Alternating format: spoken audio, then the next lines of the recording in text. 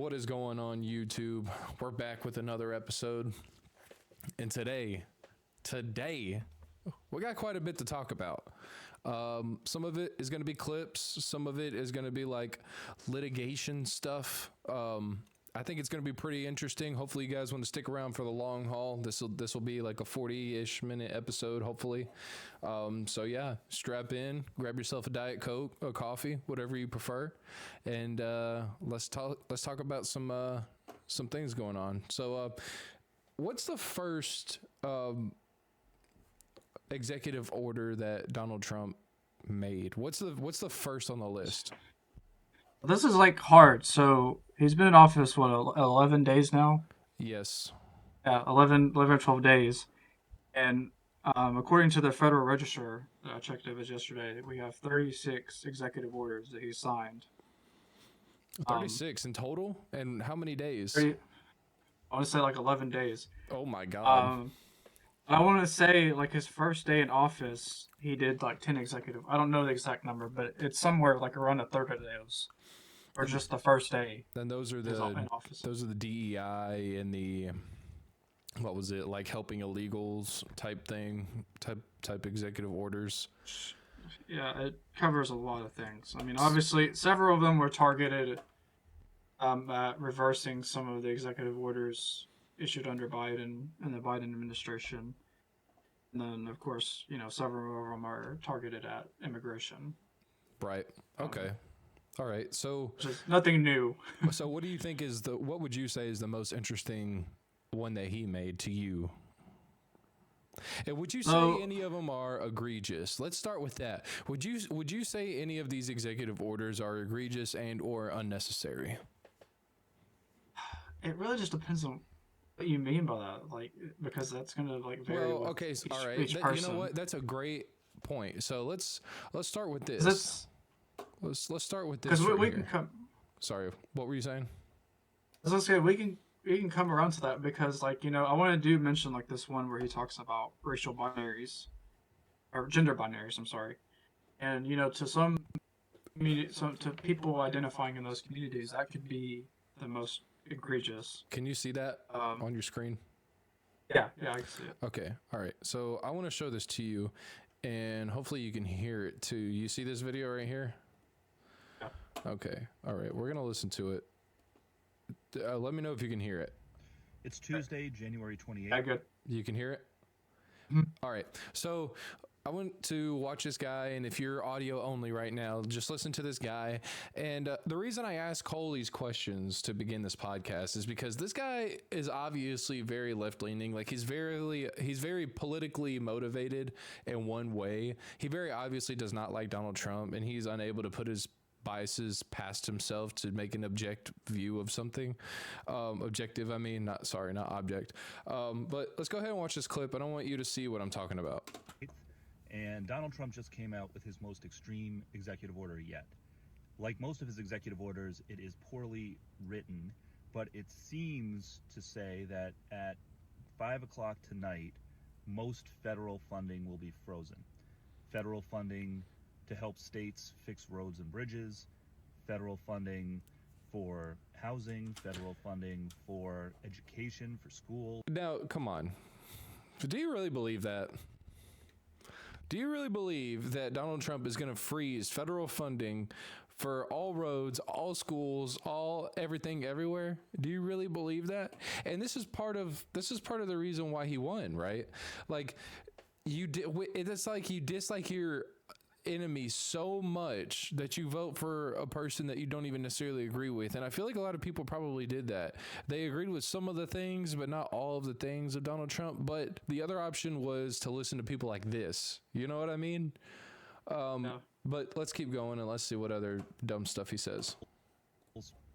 For disaster relief, for small businesses, all frozen. And the order says that it will be frozen while the administration completes a review to make sure that all of these programs do not include, quote, woke ideology or DEI or the Green New Deal, whatever all of that is. Well, see, but I now what I could believe is that DEI is being taken out of school systems, which we know it is, right? I know which executive order he's talking about. Right. It's the one I was talking about. It's Executive Order 14168.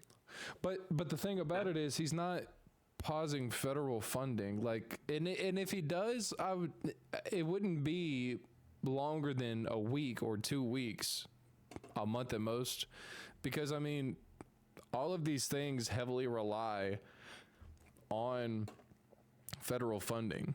You know what I mean? So it's one of those things like I just feel like you never get the whole story. People like to sway things in a very politically biased angle. I feel, some part of me feels like he was taking that out of context, but that executive order, if I'm thinking about the same one that he's addressing, that one was targeted at defining gender binaries, Like because it's titled "Defending Women from Gender Ideology, Extremism, and Restoring Biological Truth." And so basically, what he was doing there, it was saying is that within 60 days, um, a list of these agencies under the executive branch, um, basically, he's not or cannot recognize um, any gender identifications outside of male and female. And so obviously that okay. is aimed partially at like diversity, equity, inclusion, and they would have to do reassessments. So what do you, so you don't have to get too specific because I know you're still in school or whatever, but I'm curious, how do you feel about that? I mean, do you think it'll be a good thing? Do you think it'll negatively affect us as a country? What do you think? I don't know. I have mixed opinions on that because for the LGBT community or QIA plus community, that is kind of like a punch in the face to that community because it's saying that these agencies under the Trump administration won't recognize those identities in terms of funding Right. and how they officially conduct um, their everyday business. But part of me like also gets where he's coming from because in his introduction describing the purpose of that, his purpose was to um, protect women, as he put it, from um, kind of often talking about extreme cases of men pretending that, or a Transgenders. man saying a man saying he can identify as a woman and then Right. access women's public rooms, and so obviously that's Right. makes because you do have weirdos taking Exactly. advantage of that. But then you Exactly. do have people that are actually that's how they identify and I think that's transition. actually, I think that's a great opinion on it. And like, obviously everybody's entitled to their own opinions, but I actually really agree with that because, while I might not agree with the way they live their lives at the end of the day, I don't think that somebody should be like, attacked for who they are. But at the same time, we have to take a step back and like take a look at the last 4 years, not only the last 4 years, but like really the last like 7 years, maybe 8, and look at how far the pendulum has swung from where we were 7, 8 years ago to where we got to everything that went on past that. And so it's like, I don't know if you remember the cake situation where the gay couple wanted a cake made for them, and the bakery owner told them no. I vaguely remember that. Yeah. So, and it's like, okay, obviously I mean, and that's its own situation because it's like, well, you can't force a business owner to do something he doesn't want to do, but also it was very prejudiced what he did. So it's like maybe just you let natural things run its course, and like he just doesn't, either he gets more sales because the community likes what he did, or he gets less sales and goes out of business because the community doesn't appreciate what he did. But just to keep going what I was talking about, it's like the pendulum swung from, okay, you guys are right. You should be able to live your own lives and do things and not be bothered and persecuted just for doing what you want to do. But at the same time, you can't expose yourself to kids. You know what I mean? Like, it's a very, like, you know what I mean? And then so what you have is like there's fear mongering on both sides, on a Republican and Democrat sides, Right. but they'd like to pretend like it doesn't happen, but it does. And so that's one of the things that gets fear mongered is people who are parents and who are worried about somebody going out who looks different than them hurting their children. And unfortunately that's a very strong tactic, and it's very effective because people really care about their kids, and that's the last thing in the world that they would ever want to have harm done to them. And so it's an easy weak point to kind of, throw things out there that even themselves they don't really believe, like saying things that are like anti-gay or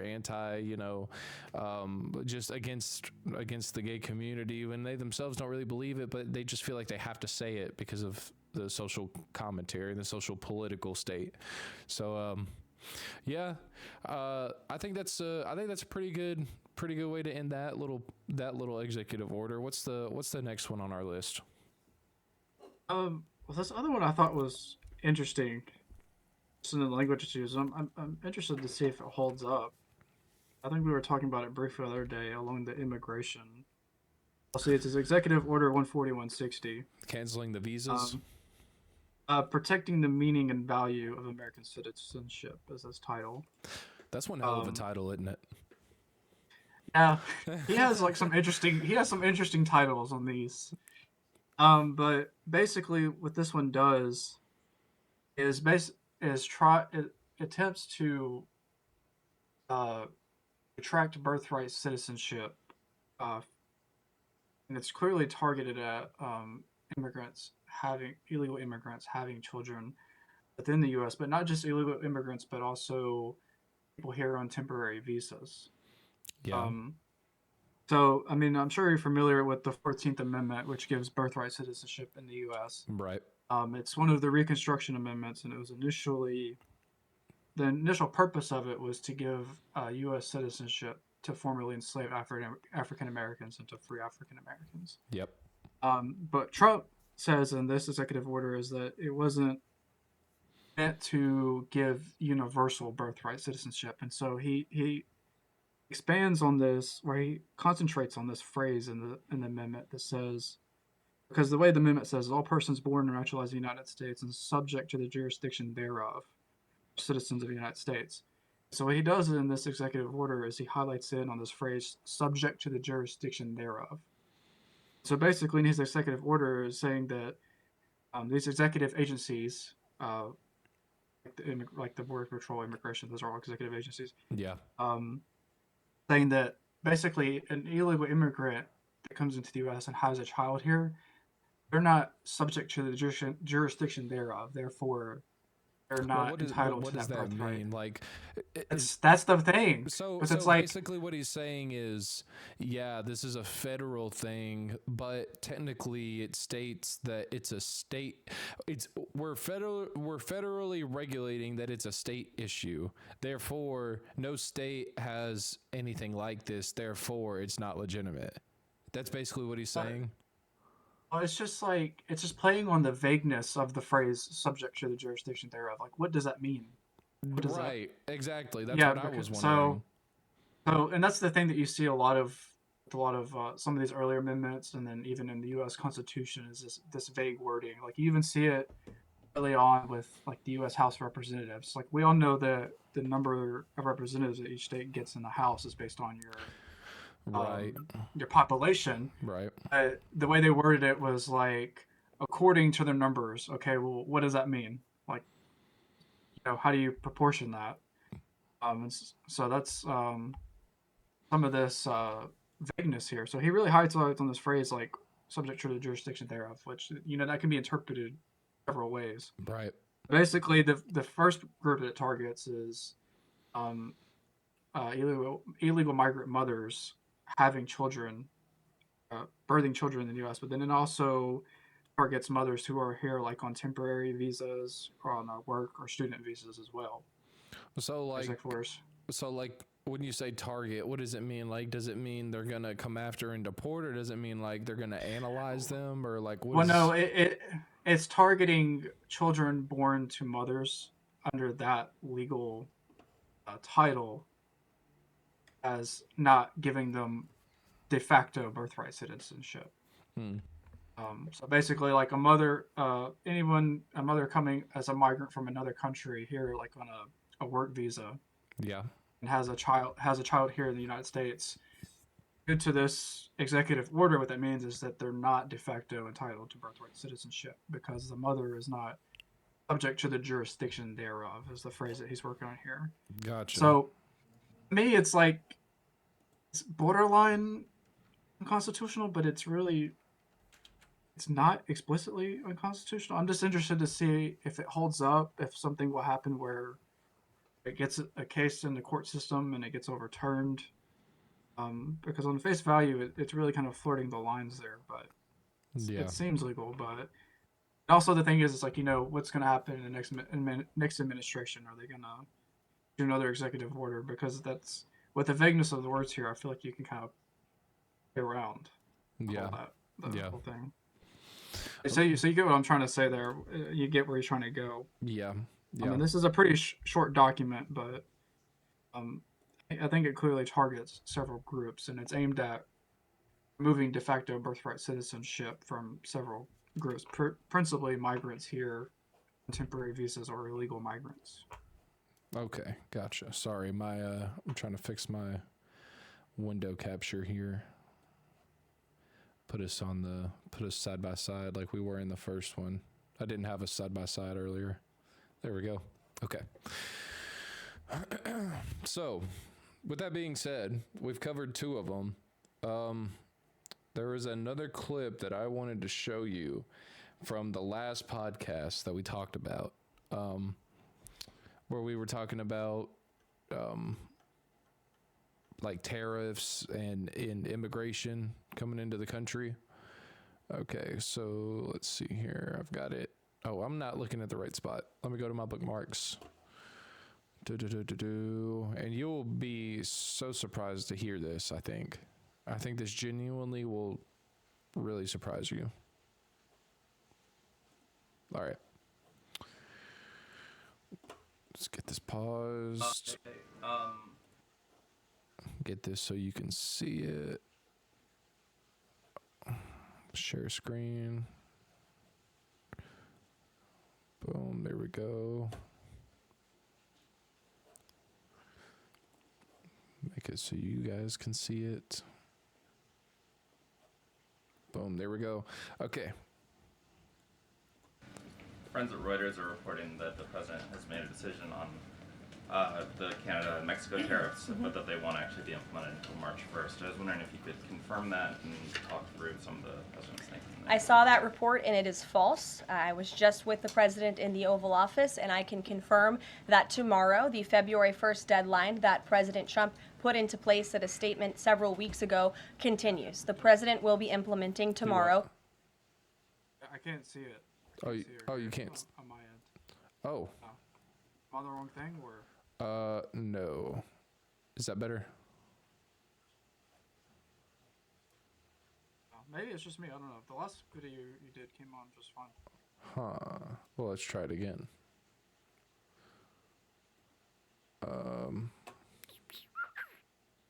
Share screen. Go live. What about Yeah, now? I got it. Sorry. Yeah, that's me. I forgot. I gotta click on that. My bad. It's okay. It's all right. It's okay. And by the way, if the first clip was all messed up because I had it on the widescreen and I didn't realize my OBS settings were messed up, that's my bad. We're still trying to get the hang of things. This is like our second show, so give us some slack. Jesus, stop being so negative all the time. Anyways, could you hear it before? Oh, hold on. I'll just go ahead and start so you can see it. Okay. I can see it now. Okay. You can hear it. Friends at Reuters are reporting Okay. that the president has made a decision on the Canada and Mexico tariffs, but that they won't actually be implemented until March 1st. I was wondering if you could confirm that and talk through some of the president's thinking. I saw that report and it is false. I was just with the president in the Oval Office, and I can confirm that tomorrow, the February 1st deadline that President Trump put into place at a statement several weeks ago, continues. The president will be implementing tomorrow a 25% tariffs on Mexico, 25% tariffs on Canada, and a 10% tariff on China for the illegal fentanyl that they have sourced and allowed to distribute into our country, which has killed tens of millions of Americans. These are promises made and promises kept by the Isn't that insane, dude? Think about that. 25% tariffs on Canada and who is it? Mexico, and then 10 on China.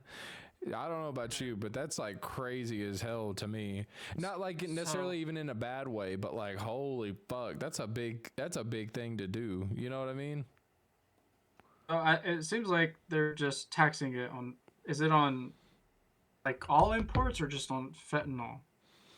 It seemed like it was a tariff just on the importation of fentanyl. Well, I mean that's not legal to import anyway, so I'm not sure. That makes me question that, because you can do a 25% tariff, but usually target certain items that you're tariffing that rate on. Right.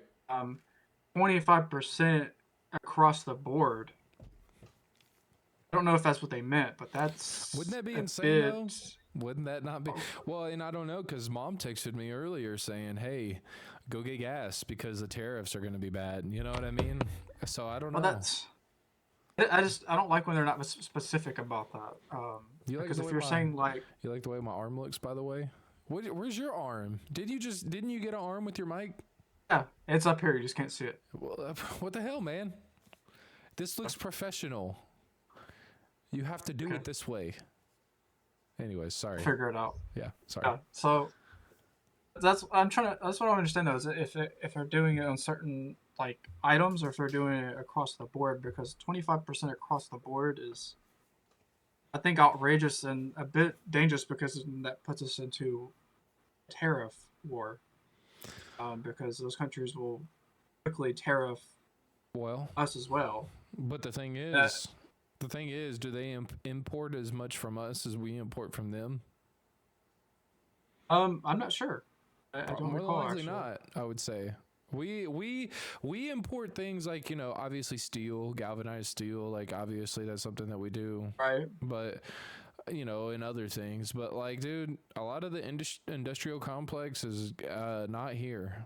It is in foreign countries. I don't know.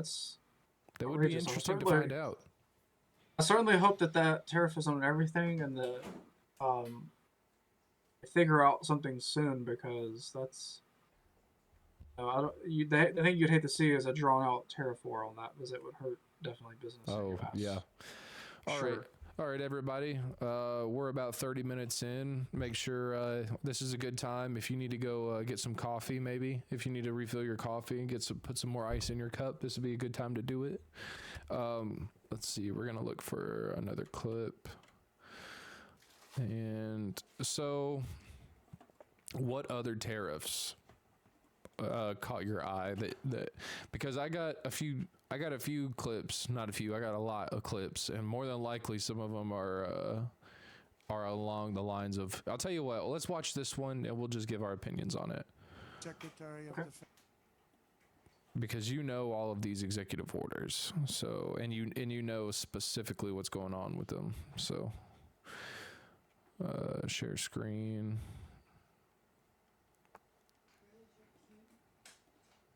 Did it work?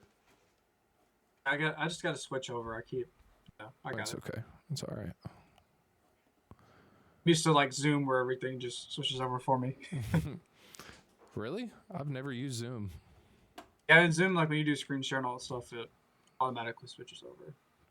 I'm just new to this Discord thing. Gotcha.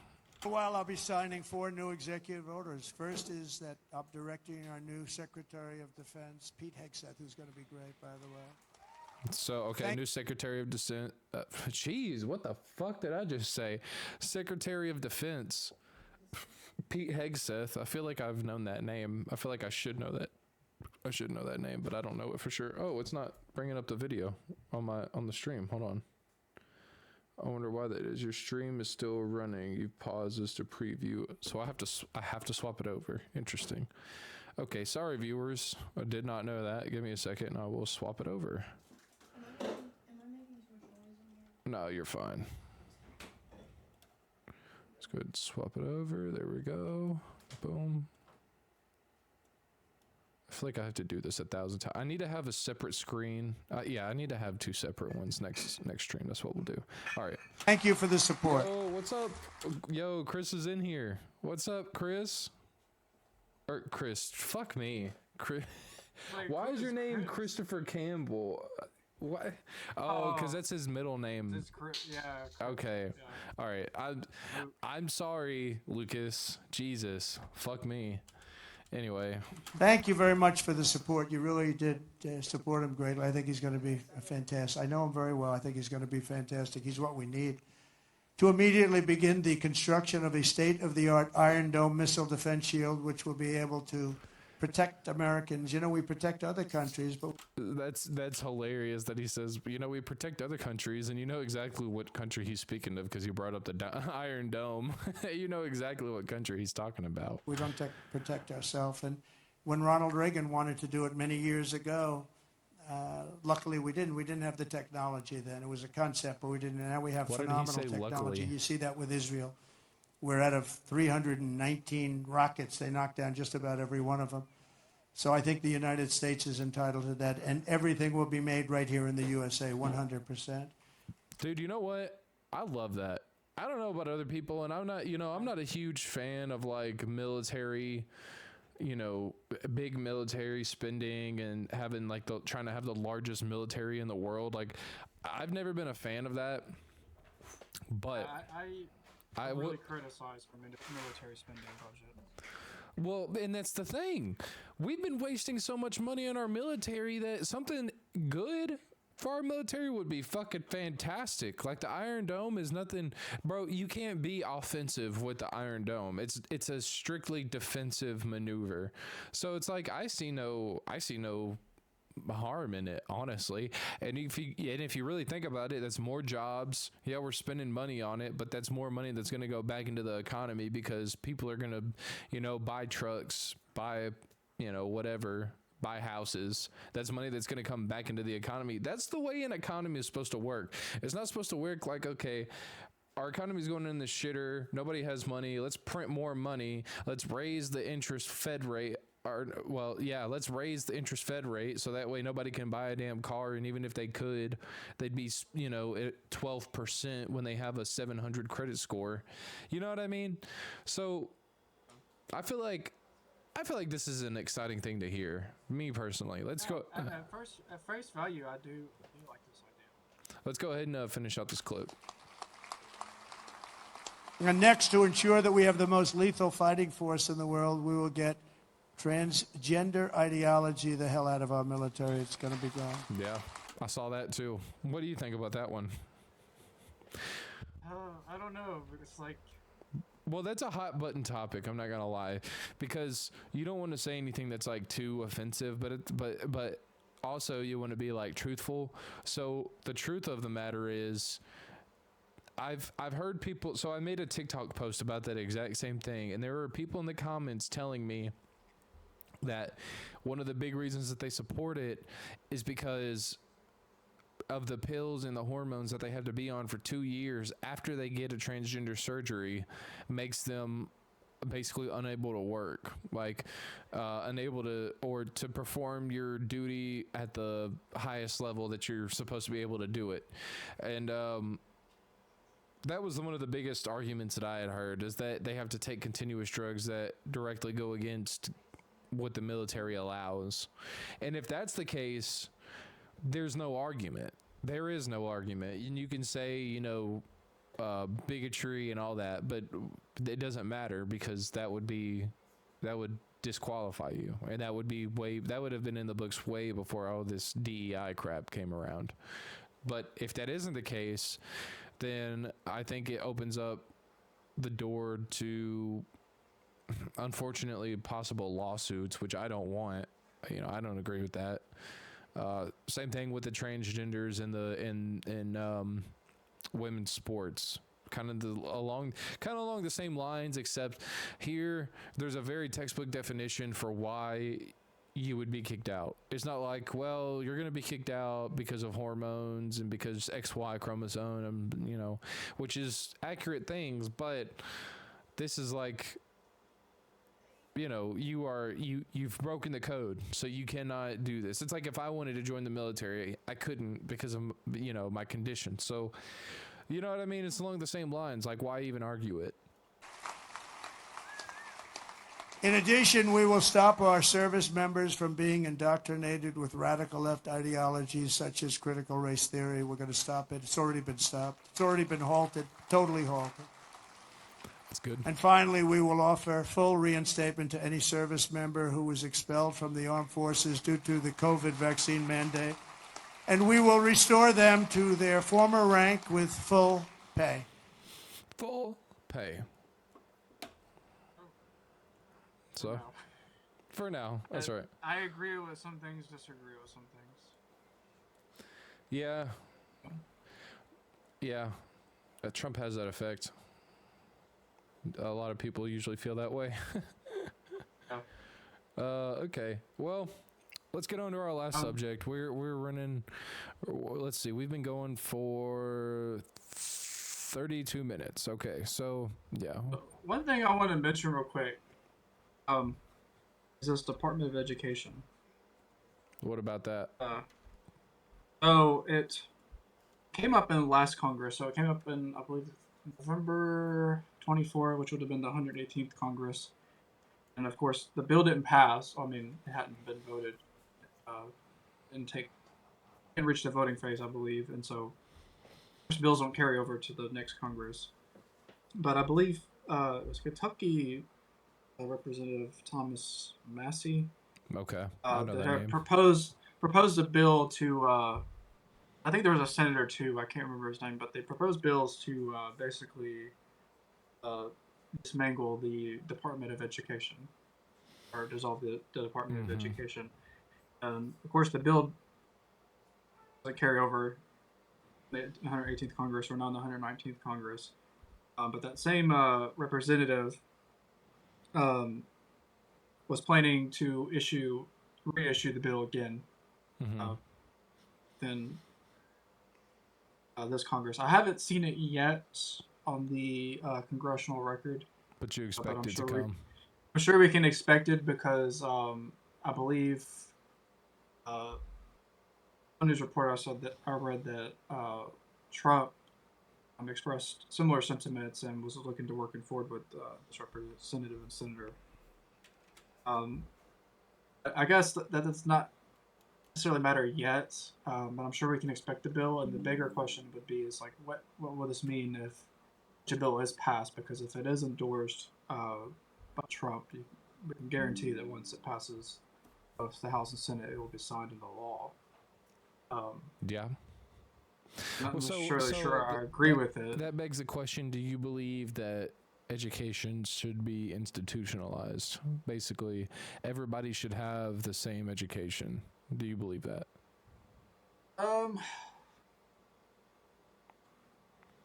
Yes and no. My main fear is return, because basically what they want to do is return like education to the states. Yeah.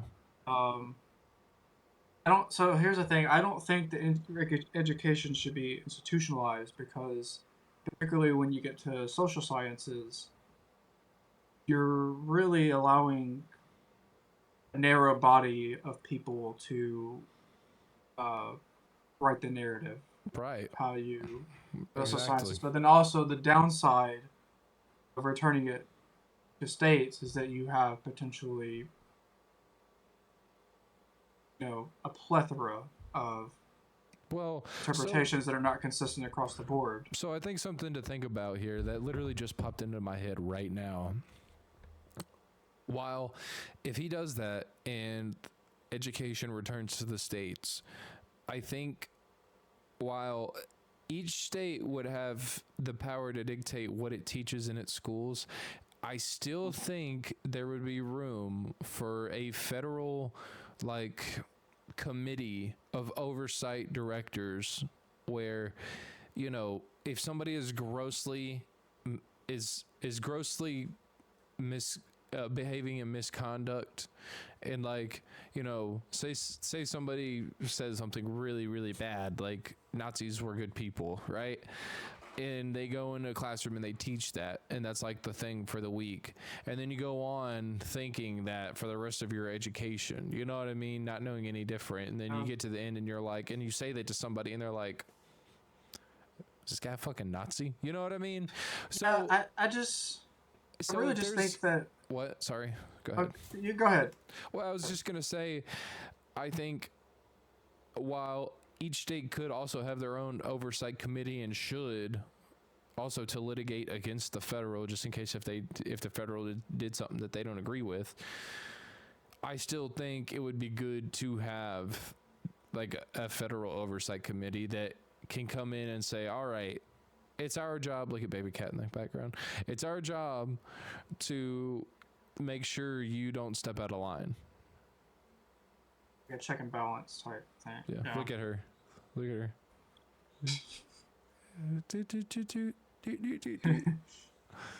Anyways. So I don't know. I just don't think going to like a stepping out of that. I just don't think that educational standards should be politically tied. Like I don't like that. Like local school board directors are like voted in, and I'm not saying that just because I don't like the democratic process behind it. I just don't like that you don't have to have like, certain requirements. You know what I think we'll see? I think we'll see a certain trend. qualifications. I think we'll see trends of certain states having the same problem over and over again. That's what I think. I think certain states we won't have this problem and it'll work smoothly. But I think other states will be repeat offenders of having teachers constantly teaching some bullshit that is, you know, something different every time, not even necessarily the same thing. But that's what I think. You know, I think your Floridas will be all right. I think your Massachusetts will be all right. I think your, you know, Wyoming's will be okay. But then you get into the whole, like, you know, maybe the Midwest, you know, some of that stuff. You know, California, I think, I'm not going to lie, I think California would be one that would probably go back and forth on a lot of issues, but you know, who knows? It's California. Okay. I don't know. I just don't like, you know, politics being that involved in education, because then you have things like what happened in Tennessee with the divisive concept. What? Tell me about that. It had something to do with like public institutions, like public schools, like high schools, colleges, where basically it could be reported on and it would affect like their federal funding, if I remember correctly. Yeah. That they couldn't teach like certain divisive concepts regarding like race or. Oh, I remember that. Yeah. I remember. So, to me, that's like, you know, the whole. You can't really talk, like, especially when you get into social sciences or like history, you can't really talk about the history of the United States without talking about race. Yeah, no, I agree. And settler colonialism and indigenous peoples, and it's like, okay, if you're saying that, you're basically dictating what can be taught and what can't be taught, and how narratives or what versions of it can be taught. And I really think it gives people this idea that they understand their country or they understand the world, and then they get out here, society, and then they learn that everything they were taught was they're only a fraction of the truth or completely wrong.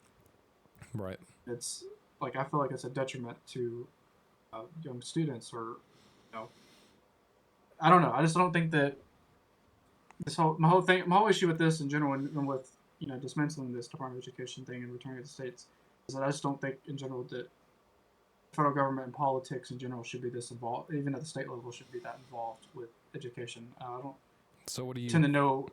So yeah, I was gonna say I don't pretend to know I don't want to pretend that I have a solution to that, because I don't.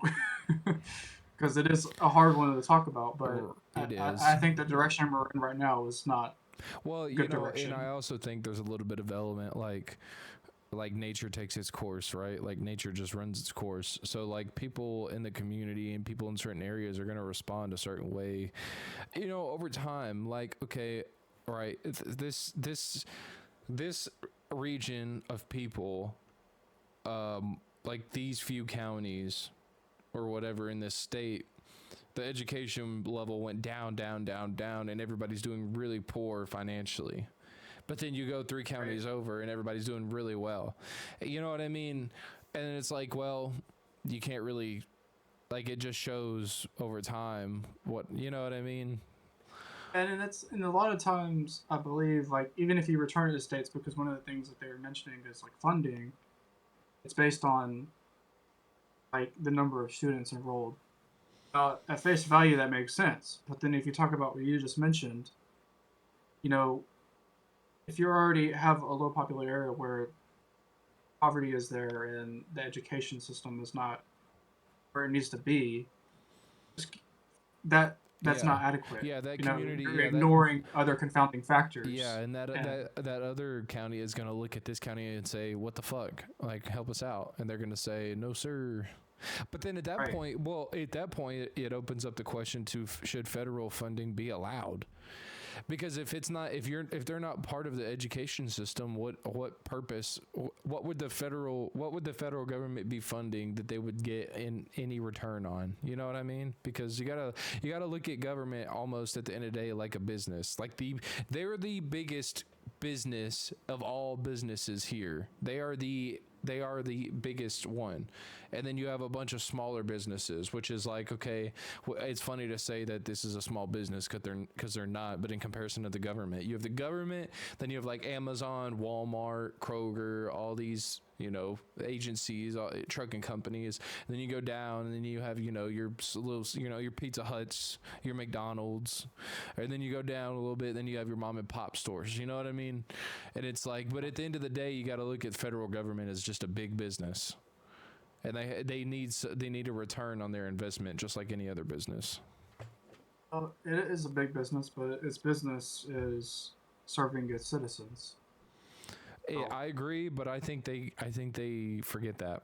I think the way that our Yeah. government, I think the way I that, can agree on that. I think the way that everything functions now is money driven, money and goal oriented and driven. So,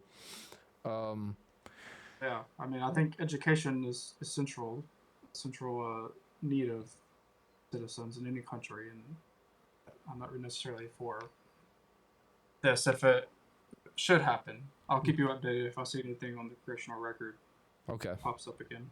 All right. And yeah, same for everybody watching. If you're still watching right now, you're a freaking G. Let me tell you. If you're watching this on YouTube and you're 42 minutes in, hit the thumbs up in the comments. Let us know what you think about this video. Yeah, so we're 43 minutes in, a lot longer than our first episode. And you know what? I had a lot of comments talking about his audio last stream. A lot of you guys did not like his audio, so we made his ass go buy a mic. He's got a brand new mic this stream, so hopefully you like it. And it sounds a lot better. Doesn't sound quite as good as mine, but you know, we expect that. Can't be as good as you. Gotta look in the shadow. Yeah. So, and you know what? We're also working on a title for the stream. We don't know what to call this with this show. We called it the Real Talk Podcast. That's not what we want to go with long term. That was just a standalone. But we need a title. Help us out. Let us know in the comments. You guys are creative. We're gonna be posting these clips to TikTok. So if you guys are not on the TikTok, go follow the TikTok. Why Try Blaze. Let's see what else do we need to plug? What else do you need to plug? That's it for That's now. it. That's it. Okay. Fine. Well, let us know if the audio of all the clips and everything was good. If nothing was too quiet. Hopefully you guys enjoyed this one a little bit more. It seemed a little bit higher quality for sure. We live streamed it, so you guys, we got a couple comments. That's good. A few likes. So thank you guys for that. And yeah, we're going to go ahead and get out of here, and we will see you next weekend with a new episode. So, peace. See you guys. Next week.